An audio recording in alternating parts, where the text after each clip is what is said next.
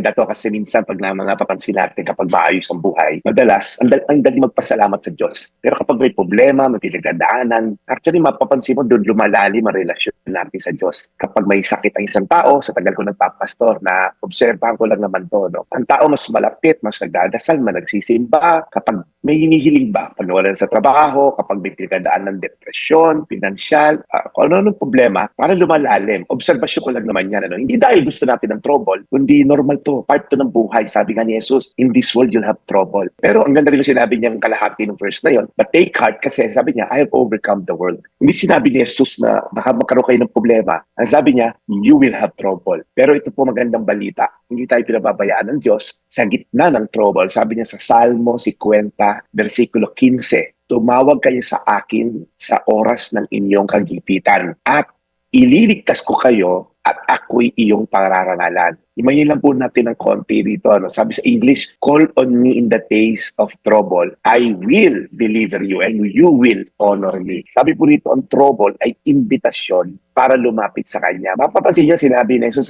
kapag kayo nasa trouble, hindi sinabing pag okay na kayo, pag matino na kayo, pag nagbibigay kayo ng ikapo sa church, kapag palasimba kayo, saka lang kayo tumawag. No, in times of trouble, sa mismong araw ng problema mo, sa mismong panahon ng kagipitan. Pangalawa, sabi dito, I will deliver you. Hindi sinabing I might, pag-iisipan ko, hindi niya sinabing pag mabait ka na, no, I will deliver you. Ito tanong Brad Jeff, bakit hindi na di-deliver? Well, the question is, are you calling on me? Sabi ni Lord, call on me. Yung pong ini-issue ng Lordship. Minsan kasi tumatawag tayo sa Kanya, isa lang siya sa option. Tumawag ka sa Kanya, pero may diskarte ka dito. Pag hindi mo yan binigay, Lord, kailangan tumakbo ito sa illegal na pamamaraan. Alam mo yun, yung parang tatawag ka sa kaliwa, pero may hawak ka rin sa kanan na pinangahawakan. God is so generous, pero He wants all your heart. Kaya call on me, it's a personal decision. At ang ending po, ito po yung pinakamahalagang nakakalimutan natin. Ang trouble ay nagiging daan para sa kaluwalhatian ng Diyos. Sabi, I will deliver you and you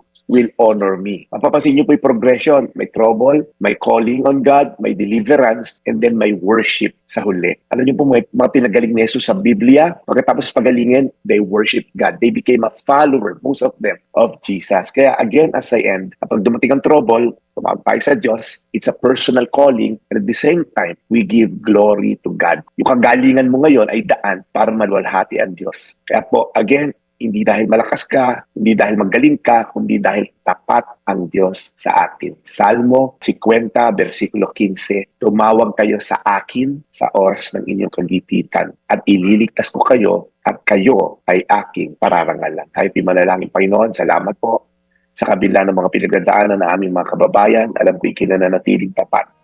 Lord, sa mga pagkakataon, kami ay hindi tapat na isa ka lang sa mga options na may mga diskarte kami na hindi naayon sa iyo. Lord, patawarin mo kami at matuto kami tumingin sa iyo lamang sa mga pagkakataon na kami gipit, hirap at nagdurusa.